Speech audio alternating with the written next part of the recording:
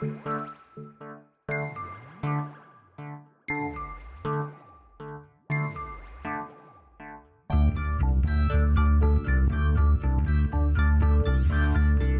is Continuum Drag, a weekly podcast revisiting television sci-fi, fantasy, and everything in between. This week, Invasion America, episodes 5 and 6. I'd never known how to imagine him before. In my dreams, he was never a face, just a deep voice I couldn't quite understand, or a strong arm around my shoulders. I tried to tell myself he was there to help me, to give me the strength and courage to survive. But if there's one thing I've learned over the past 48 hours, it's that things are never what they seem. Welcome to Continuum Drag, the podcast that's always outrunning highway patrols on our motorcycles. I'm Luke, here with my co-host Jordan. What's real, Jordan? Hey, would you risk your life for a cheeseburger? 100%. Yeah, me too. I thought that when I saw David risk his life for a cheeseburger, I thought, this is the first time I can empathize with him. You finally related to the lead character. Yeah. Mm-hmm. Well, Jordan, before we get into this week's Invasion America, I think you have a little segment for us. I spent a little time this week looking into some of the fan fiction that was around this show. And surprisingly, or not, perhaps, there's not a lot. But the people who seem to like this really, really like this show. And I did find a few people that had written rather extensive fan fictions. There's one person that has written, for all intents and purposes, a full book on this show. And I read part of it. I read the first couple chapters. It's just such nonsense. It's all world building about, what's the planet? Tyrus or whatever it's called? Tyrus. So what I think is people who like this like the world that we're living in, more so than the actual story that we're getting in this show. It's just an interesting world that people like to play in. So I did find a few of those, but I wanted to do a reading for us today, but it's something a little different. It's, for all intents and purposes, a poem. Oh. So the poem is called Ashati, and it's a poem written by the author's name is Ashati Elf. Great. So if you bear with me, I will read us the Ashati poem, which is not that long, but it's longer than you think a poem should be, maybe. And I'll just read it as the stanzas, and feel free to jump in when you want to. Ashati. They're after me, always hunting are Gallum, for I am David. Dragit is evil, Gallum are hunting me down, must find Ashati. Ashati, help me, heroes of the galaxy, save Tyrus for me. I'm American, also a Tyrusian, stuck in between. My son Prince, my lady a queen, I am the king. A Carter Usha has been born to Tyrus, to rule over. Manglers, the Gallum, the earth should never see horrors from Tyrus.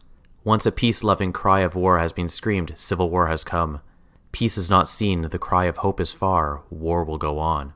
Blood of the free has been spilled much. Who will die today? I don't know if that's how they wanted it read, but anyways. Life of war, neither pretty nor nice. Who is going to pay? Price of war, in either man or money, is always high. Taking our homes, we fight to defend, only to fail. Fight we must, or if not, then we fall. Where will we go? Go help us! The attack is coming. SOS, hear me! Cries of help, please fall on deaf ears. Who will listen? What side are we? What side are we going to? Who will win? Heaven or hell? Has God heard our pleas? Is the devil here? The blame goes to Tyrus or America. Who will take it? Hell burning fire, Tyrus, American, who will go? Heaven's light, Tyrus, American, who will go? Young or old, soldier or lover, all will die. Whoa. It's very deep, huh? Heavy, too. Yeah. It's too political. For a second, I thought it was written from David's perspective, but then I got confused. I'm like, is it written from David's dad's perspective? I think you're right. I think halfway through they were like, meh, let's switch it up. Let's move on. Maybe a bunch of characters are It's a poem. You can do whatever you want. You know what? It definitely fit the form of a poem. Was I right? It's like a poem, but it's also maybe a little long. I mean, it's a little long. Also, what's that part about, is Tyrusian to blame or is America to blame? How's America to blame? It doesn't even know this is happening. Well, no, it's who to blame, and they go, who will take it? Who will take it? Who will take it? Wow. Yeah, I know, it's something. But I chose that just because it was something different. Also, because all the other stuff I found was just so extensively long that we couldn't possibly read it here unless we did an installment every week. And it's already bad enough we have to talk about this show every week. It's funny that you mentioned that, like, there's not a lot of writing, but some extensive writing about it. I was trying to, like, dig into whether there was any, like, side material to the show when it came out. You know, was there an action figure line in the wings? But what I did find is someone had basically commissioned, you know, that classic, like, book based on a TV show. Yeah, I saw this too. So there were a series of books based on this, like, miniseries. The author who wrote them, I think there was 2 that I found. One was called just Invasion America. One's called America on the Run, which is a prequel. Oh, wow. And it's this author named Christy Golden. She's sort of like one of these, like, guns for hire authors who writes anything. Like, she's written Star Wars novels, Star Trek novels, Warcraft novels, Assassin's Creed novels. Like, if you want to make a book on a property, she's the go-to. Like, she's written hundreds of books. You and I talked about this, but I think that's an amazing job to have. I think so too. I think it's a very particular type of talent. I think it's probably is super fun for her, right? It's just like, you get to play in this world, anything goes, and she just knocks them out. Like, here's a sandbox, go to town. Exactly. I bet you they were just, like, sold at school book fairs for 6 months. Do you think they just had they had pressed a whole bunch of them thinking this was going to be a huge hit, and then they're like, uh-oh, there's just a warehouse full of them somewhere? I'm sure a great portion of these ended up at a recycling plant somewhere. Yeah, probably. Did you ever buy any school book fair cheapo knockoff TV show novels? I don't know if I did. I remember them having, like, big poster drives, but I don't remember buying, you know, whatever, like, knockoff Star Trek books or anything like that. I mean, they're not knockoff. They were official, but I definitely at some point... They were canon. Bought an X-Files novel that was like 60 pages long. How was it? Was it good? I don't even remember, but I'm sure I was like, oh, X-Files, how scary. Here is the IMDb summary for episode 5, Renewal. While trying to cross the desert on foot, David Carter meets Tyrushan, Doc, and his mangler, Blue. Major Stark and Sergeant Romer continue searching for David. That's it. That's pretty much it. I mean, you got the main important part of this, which is Doc and Blue. Yeah, and I mean, this show pretty much picks off where the last one left off. We're in the Utah Badlands around that recently exploded alien base. A new alien has shown up to take over for General Leonard Nimoy, who very quickly will be just promoted to general and given Leonard Nimoy's job. What I like, though, is that if there's any doubt that Leonard Nimoy is dead, they have a scene where he's just in the body bag being wheeled away. It's very funny because they just replace him with essentially the same character with a different voice. That is funny. What was the point? Do you think it's just that they couldn't have... Nimoy was like, I'll do a couple hours for you, and all they could get was an episode or two? Because... it doesn't make any sense why they killed the character and have another character do the exact same role. I mean, the fact that they've killed his mom and his, like, right-hand man, what's his name, Rafe already, I think they just wanted a body count because they felt like that would raise the stakes. Oh, I should mention, though, one thing I don't think we've spoken about yet, and I don't know if you have seen this, but apparently there's 2 versions of the show.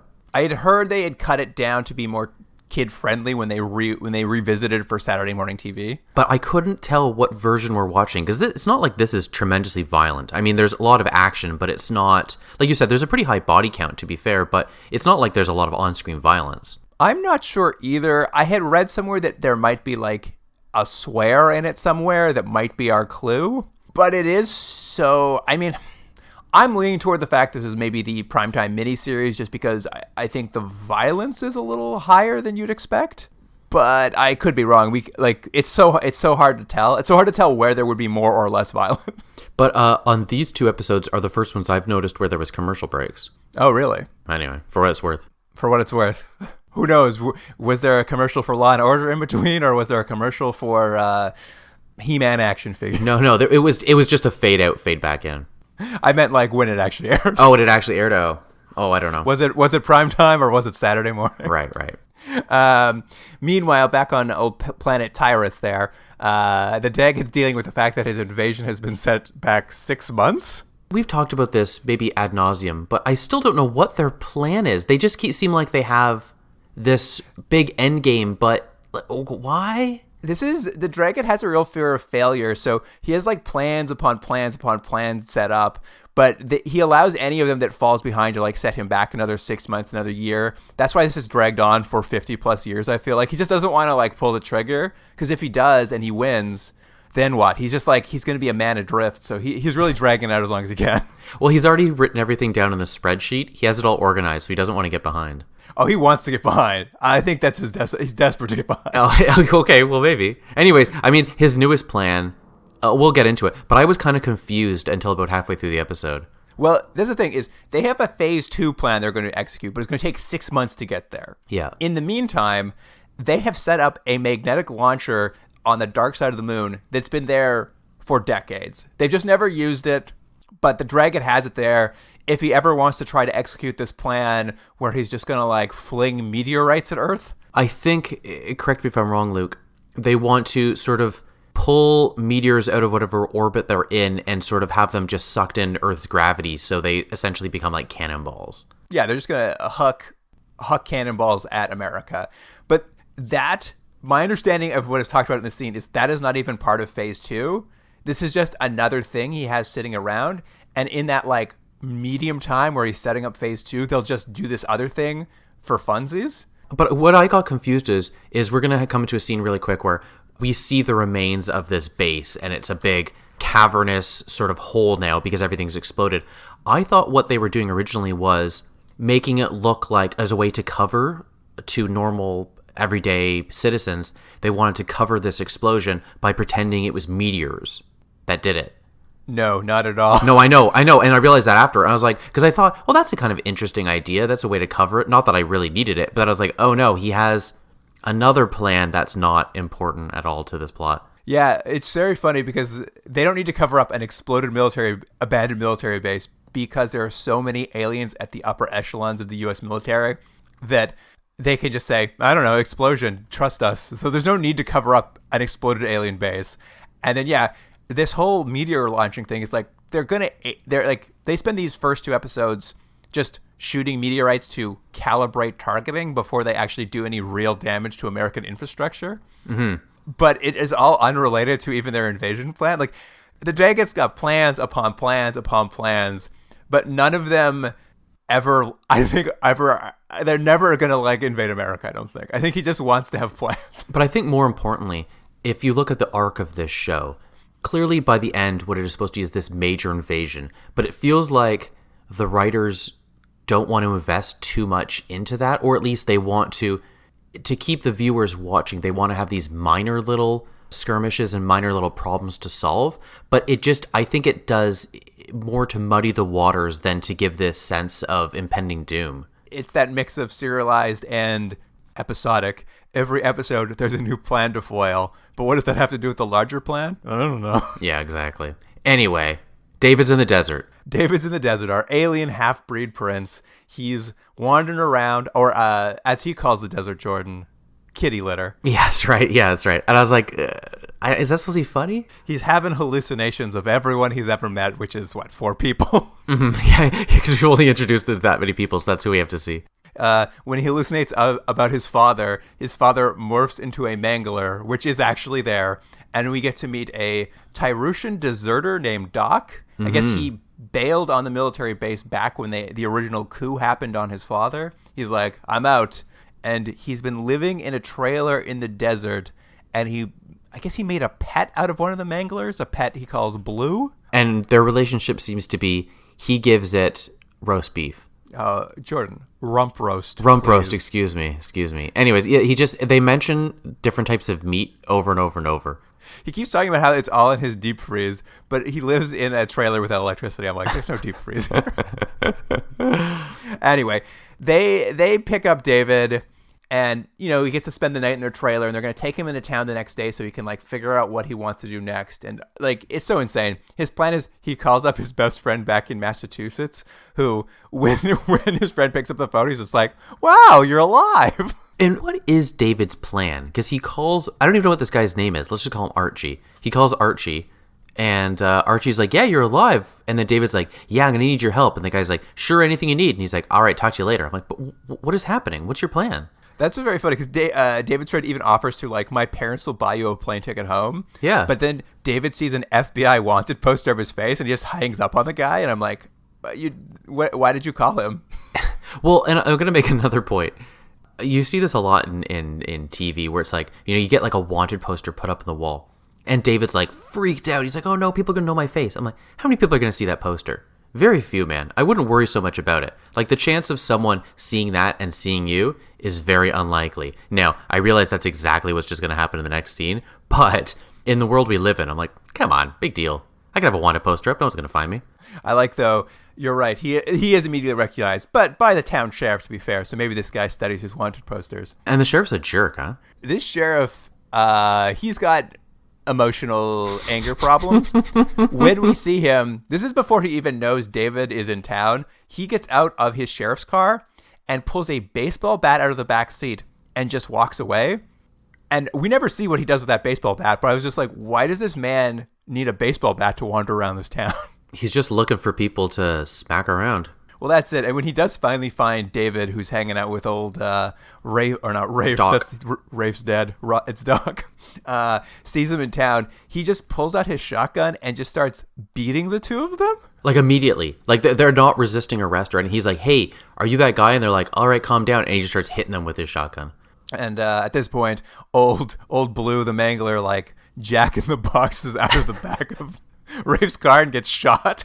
They set it up, though. It's like the police is attacking them, and they're like, and then suddenly the Mangler jumps out, and you're like, oh, he didn't know they have this, like, incredible, impressive backup. And then he just gets shot. And I'm like, bang. You're like, oh. And then my thought is, I was like, was I supposed to feel bad for this monster? Because I didn't feel bad for it. I don't know. And the way he shoots it, too, it looks like he doesn't hit it, but I guess it's still good. No, because then they have a scene later. It's the back of the car bleeding to death. Well, that's it. It scares the sheriff enough they're able to climb into Doc's truck. We get a high-speed cop chase, and which is also resolved like in the most insane way because they're speeding down the roads of Utah, and David sticks his hand out of the car with his like power glove on, the Exitar. He uses it to psychically throw tumbleweeds at the cop car. And those tumbleweeds make the car explode, essentially. I didn't know what happened. Yeah, I guess the tumbleweeds all like roll under the chasing cop car, burst into flames, and then literally do explode the police car. It's funny because in some way it makes sense that David does the lamest things with the glove because it's new to him and he doesn't know the extent of its powers. But in terms of watching a television show, they really set up this glove as going to be this amazing thing he has. And he just does the lamest things with it. Earlier in the episode, he tries dropping a rock on the Mangler and it doesn't work. It's just like the glove, it just has so much potential and they're not using it at all. I will say, I've never seen tumbleweeds used as a weapon in a show before, so I was just like, well, this is new. Yeah, that is new. Although, don't you feel like we've had this car chase before? Because we're going to get, this is like a cop chasing, and then we're going to get another motorbike chase like we had in the first episode. It feels like they're already redoing things, 5-6 episodes in. I mean, we get back to Doc's trailer. We kind of get a little bit of just the explanation for these meteorites here, like, Doc saw that on the news that meteorites are hitting America, and he explains about this like old plan the Dragit had to hit America with rocks if he wanted to. If he felt like it, yeah. But what he does say to David is, like, David, you need to stop this. But I can't help you. I'm not going to join you. I'm going to just stay here in my trailer. And I'm just like, what's wrong? He's not a hero, he says. Yeah, he's not a hero, I guess. And just so weird, too. It just like felt so much just like in such a serialized show. It's like, here's a new character. But don't worry, he's staying here. But before he leaves, he's got something for David behind this, as he pronounces it, hologram. Is that how he pronounced it? He's like, come here, I've got something hidden behind this hologram. So, I don't know, this is getting caught in the weeds, but he's living essentially off the grid in a trailer in the middle of the desert, but he also has the foresight, in case an attack happens, to have some sort of battle station under a hologram that has this magical bike. Yes, he's built a science fiction motorcycle out of spare parts, he says, in this like hidden base he has. I don't know. Apparently every Tyroosian, when they abandon their people, are able to build a massive underground bunker somehow. And also, if he built this bike, he has a real talent. Oh yeah, except for how it operates, because he gives it to David. He's like, maybe this bike I built will help you. David gets on. He's like, how do you turn it on? He's just like, oh, you ask it nicely. To be fair, is this much different, operate much different than the vehicles from Earth 2? I mean, I guess that you're right. They are voice activated, but I was put off by the fact that you have to like ask it politely and it can decide whether it wants to comply. Oh, see, it didn't bother me because I thought you could also sarcastically tell it to turn on. It probably still would. Probably. You're probably right. He was just trying to teach David a lesson about politeness. Anyway, but it's the same. It essentially operates under the same technology, this Tyrusian technology we see, which is orb-based. Orb-based. They're an orb-based society. And since he's so good at video games, he can just operate any orb-based weapon. That's true. And that's like where the episode ends. David's off for more adventures. I'm just going to make a quick side note here because there's like, to call it a subplot would be stretching it, but there's a few scenes along the way with that Major Stark character who's like, at this point, I think the only human character involved in this show, sort of vaguely X-filing his way to like the answers around what's happening. And the one scene I was obsessed with in this is he's back at the White House and he's talking with his like, I guess her name's Colonel Romar. He's talking with his right-hand person about like what they should do next and whether they should let the FBI track down David. And as they're talking in this hallway, the president just wanders by and they stop and salute him. Yeah. And then his right-hand person turns to Major Stark and she's like, hey, you went to school with him, right? He's like, yep. I was like, what was that about? That was weird, wasn't it? I'm going to assume it's going to pay off later, but it was funny. It almost seemed like the scene was designed to give this sense of the president is still someone you should respect, even if this plan is happening underneath him, and also he has nothing to do with it. I liked that Major Stark it's just like this weird thing. It's just like, hey, wasn't the boss your old high school friend? And now he barely acknowledges you in the hallway? Well, I mean, one's the president and one's, knockoff X-Files. They've gone in different directions. I don't know why that scene really struck me, but I was obsessed with this relationship. All right, should we move on to episode 6? Let's do it. Here's the IMDb summary for Home. I'm the only one who knows the Earth is under bombardment by Dragit's forces. And all I can do about it is get to Maple Island and try to contact the Ashati, the forces loyal to my father. They're the only ones who can help. There were 2 obstacles. Police everywhere were looking for me, and I was starving. David Carter returns to Maple Island and contacts a Tyrusian ship, which discovers the hidden base on the dark side of Earth's moon. Major Stark and Sergeant Romer catch up with David and find the underground chamber. I think of all of the episodes we've ever done on any show, I've taken the least notes for some reason. And I don't know if it's just because I watch these back to back, but there's so little to write notes about. I mean, the episodes are only 20 minutes long, so there's not much going on in the time span, but also this show in itself, so little happens. Yeah, they're all so perfunctory, all the episodes. This one picks up again with David driving that space motorcycle he got, monologuing to himself about the 2 problems he has to face. 1, being wanted by the police, and 2, wanting a hamburger. It's a cheeseburger. It's not a hamburger, it's a cheeseburger. No, you're right. How did you feel about the really badly rendered meteor shower at the beginning? Oh, I mean, I've gotten used to the, like, juxtaposition of, like, the hand-drawn cell animation, which is okay, and the just, like, really rudimentary CG that, like, it's so jarring. Yeah. It really takes me out of it anytime it's on, but I've just, like, gotten used to the fact that I've got to, like, go between these 2 whiplash extremes. It just doesn't work. I actually don't think the style of the show is that bad. I don't think not the greatest animation ever, but I thought it has its own style. It's like, you guys don't need to do floating hand-drawn planets. Stuff is just fine, right? Yeah. And the problem is the CG stuff they're doing, they think it's their real climax material. So, like, just like this episode, the whole climax will be in the 3D animation that is just, like, just so little fun to look at. Yeah, I agreed. Anyway, how did you feel about this scene where he stops for a hamburger? I thought it was literally nothing. Well, so, like, I mean, I could do it real quick. He goes up, he orders a hamburger. She's like, do you want fries with that? He goes, yep. He sees someone who might be looking for him. I think it's another sheriff. He goes outside, and there's some street toughs that are on his bike for some reason, and you think this is going to be a scene, and they're like, we like your bike. And he's like, no, it's my bike. The one guy kind of starts getting aggressive.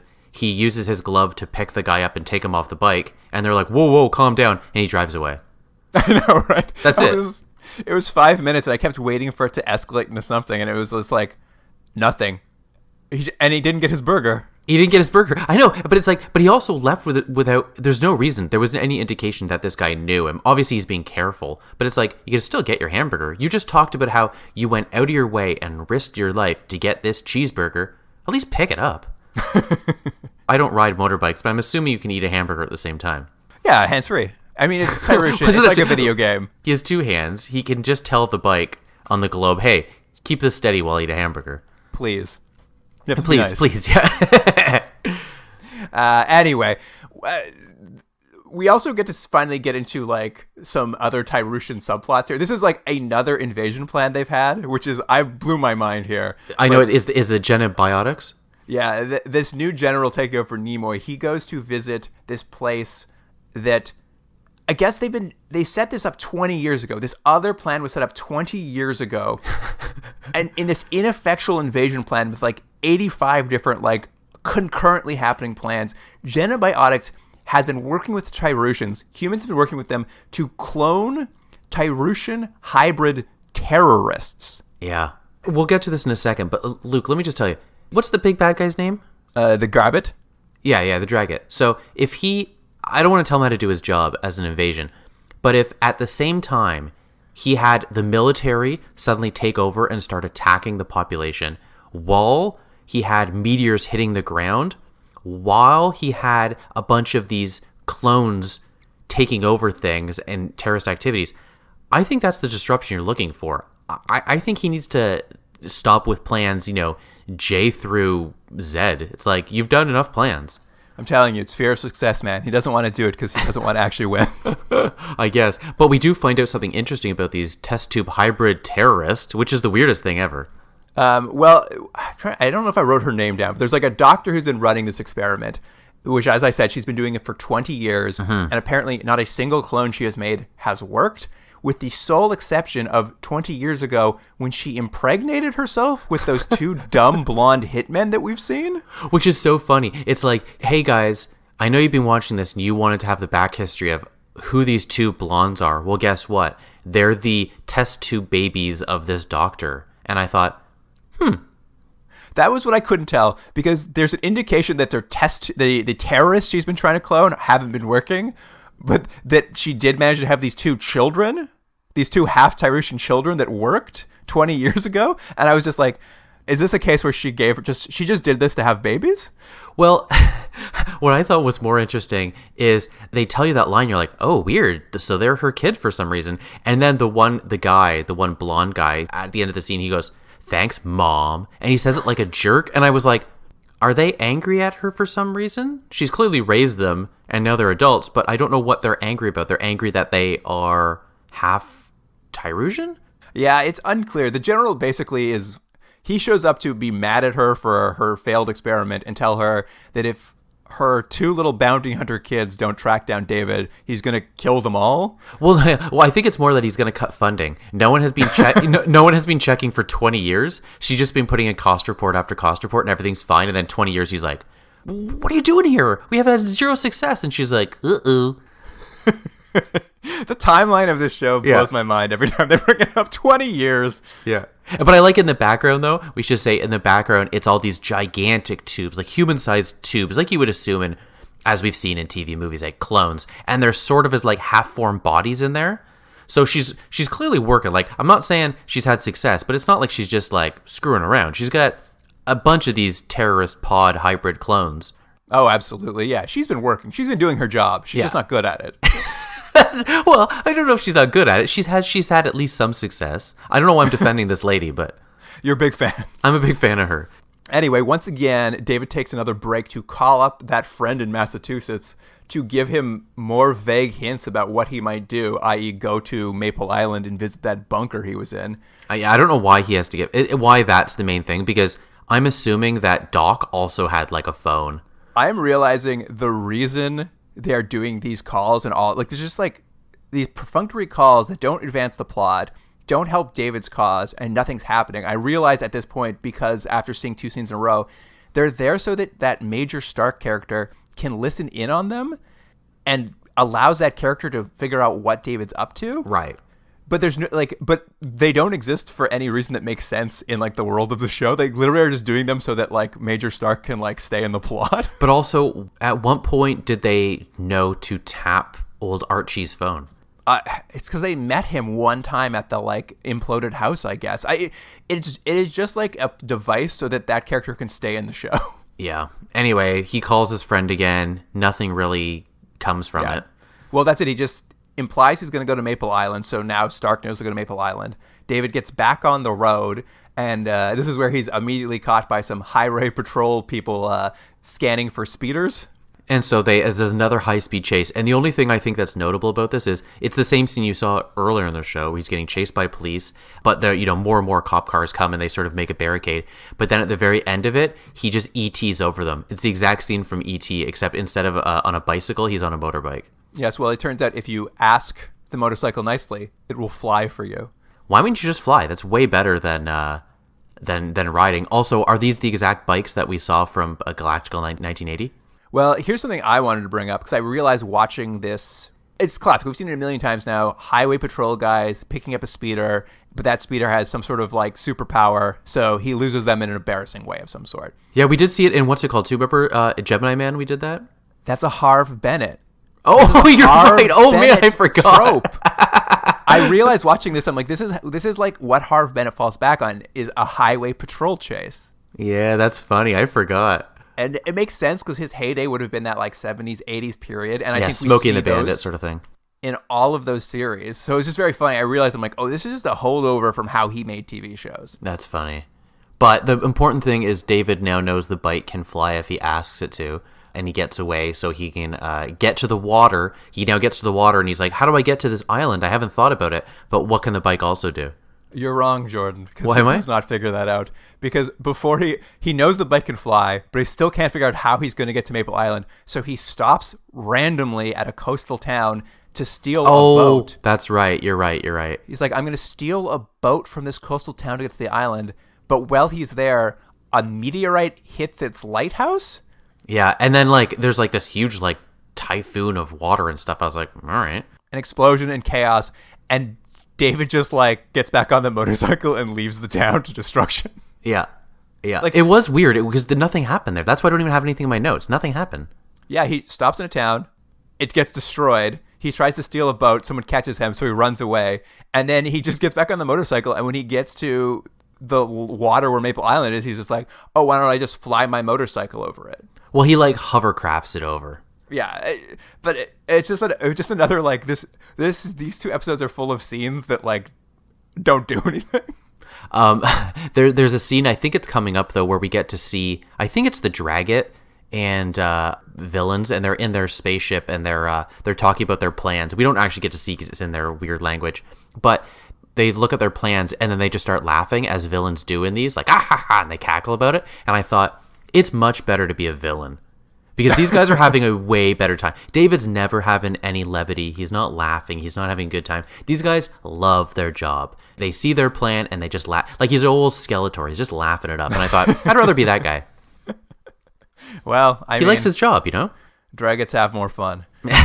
It's true. You have that tattoo on your butt. That's right, on my butt. On your butt. Just back to the plot. David gets that stupid island. The stupid island. I don't know why, but that cottage that used to be there has been just removed. Like someone has come in and removed it from the island completely. Well, There's no weird. remnants of it. And because in this episode, I think more than the others, the VO is kind of doing a bit of heavy lifting, but also not really. But at this point over voiceover, he's like, well, someone cleared the whole signs of the battle and the cottage and everything else. And I was like, but what? Why? Because if they were doing that, they would know the secret layer is there. Yeah, I mean, he just finds the secret layer, like, porthole, heads down to the old alien battle base. It's great. He goes through a trunk of old family heirlooms his mom left down there. Yeah, and I don't know why that's there, but it's there. Well, he had to find the most important family heirloom, Jordan. What was it? A sticker that says, Rockhounds have more fun. That's right. That's on your other butt cheek.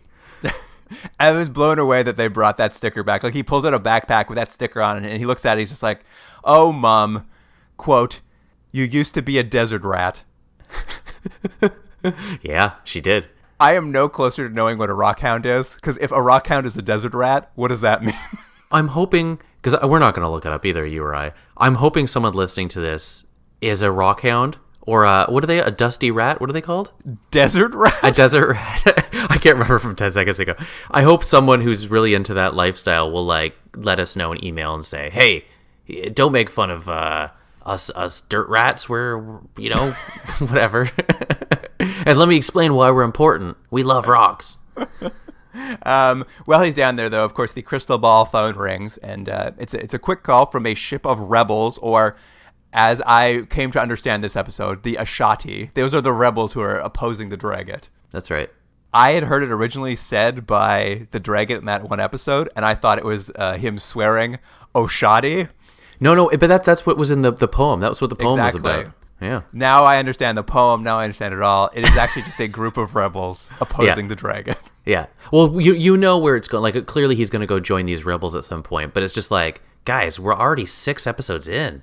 Well, I loved it, too, because these people call up, and he starts talking to them, and they all have the craziest haircuts. Well, they're like the rebels of society. They don't subscribe to your normal haircuts. Yeah, they're very punk rock. Mm-hmm. And when they're on the phone with David, they don't speak one word of English. They're speaking the Trirusian language the entire time. And finally, David's like, hey, guys, speak English already. Yeah, and then one person's like, oh, yeah, okay, I can speak English. So weird. I'm like, who did they think they were calling? Yeah. Because they don't even really seem to know. But David essentially tells them, he's like, hey, can you do me a favor and go fly around the moon and look for this meteor launcher that's smashing Earth up right now? And this is where we just get like an extended scene of this like 3D animation where the ship just flies around the moon, finds the installation. They like hit it once or twice with their missiles, but then they also get shot out of the air, and like all of these characters die. You mentioned it before. There's a high body count to the show. The problem, though, is there's no weight to any of the deaths because you haven't learned or met or cared about these people at all. They just keep introducing new characters, and they go, now we've killed them. It's like, but okay, like it's just so odd that you have this fodder for nothing. I didn't understand if they had destroyed the way it was done. Like, I'm like, I guess the moon base is destroyed, but like it managed to shoot you out of the sky. So is it? Like, I just couldn't even tell if they were successful in their mission. I think the point is, don't worry about the meteors anymore. That's been taken care of. So that subplot is done as we go into whatever the new attack will be. And these Ashatis they introduced, I was like, okay, finally he's going to like meet a team of people, and we're going to meet a new cast of characters, because it looked like they put a lot of like thought into the like character design of those characters. So I'm like, okay, this is definitely going to be the people he hooks up with. Dead in 30 seconds. Yeah. But David's now stuck in his command center. His bunker. Mm-hmm. Old Major Stark shows up with Romer. And they immediately find this like sewer hole into the base. Yeah, and we end on sort of a standoff where they're like, David, come on out, and he's down in the bunker with a laser gun being like, come get me. Real cliffhanger. Yeah. Will he shoot these 2 other characters? No. He won't. I don't know. I don't have any real final notes on these 2 episodes. I think we've covered everything that needs to be covered. I think so. Let's get right into the ratings.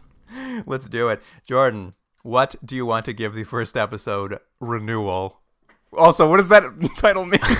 I don't even know anymore. Like, the thing about the show is, like, it's not that it's bad. It's just, it's so stretched out, and the episodes become so perfunctory. Like, you have 5 minutes of content stretched to 20 minutes, which isn't so bad. It's just that it's every episode, and so they just feel like they're hitting the same beats and nothing's really happening.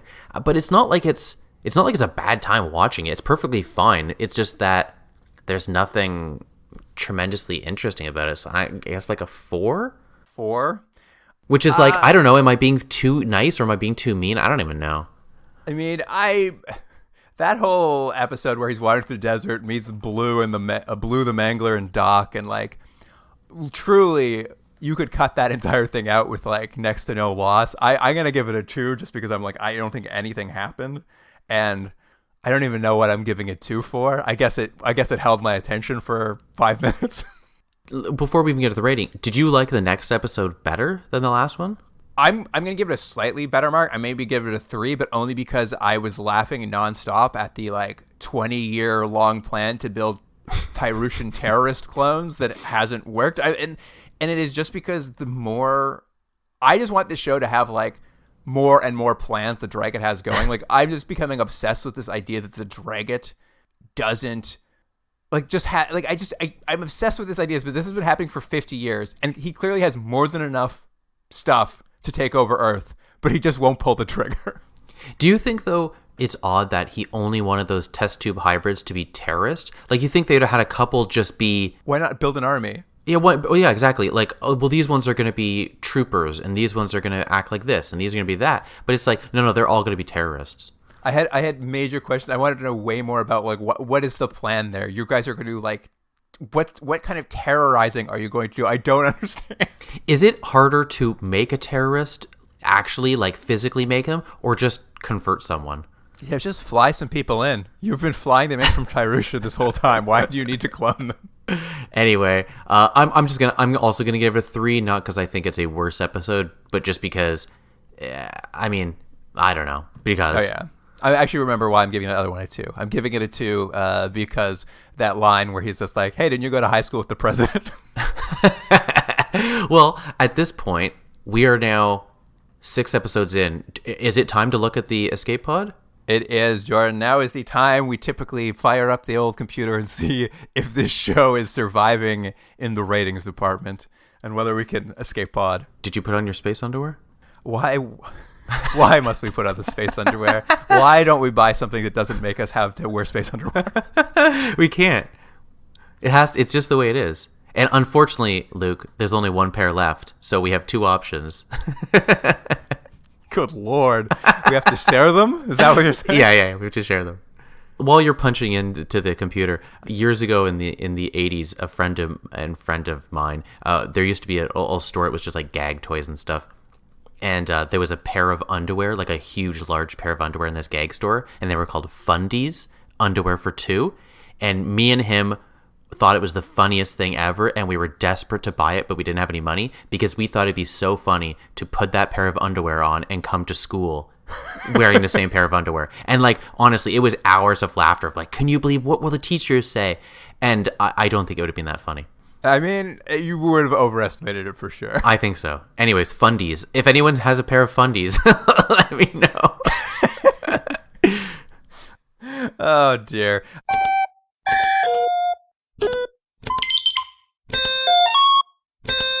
All right, Jordan. I punched in the numbers into the Continuum Drag computer. Yeah. And our series average going into the third of our podcasts on this, ending these third podcast, is coming out at 3.92. Ooh, that's got to be one of our lowest scores. It's definitely not doing very well. So that means we're climbing the escape pod.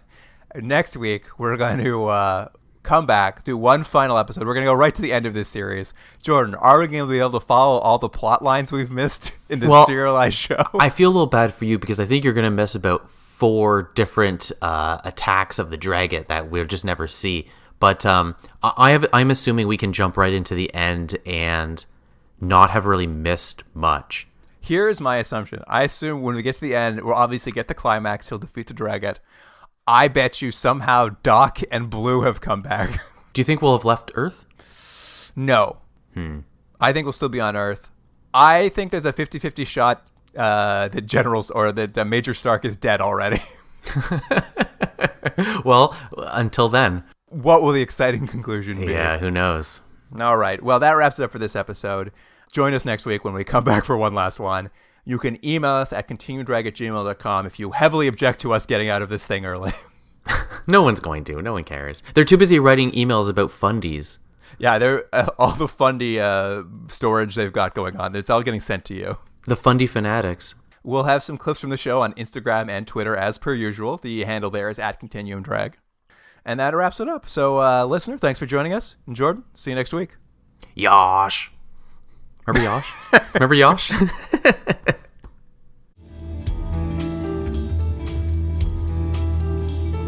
Continuum Drag is recorded in Toronto, Ontario.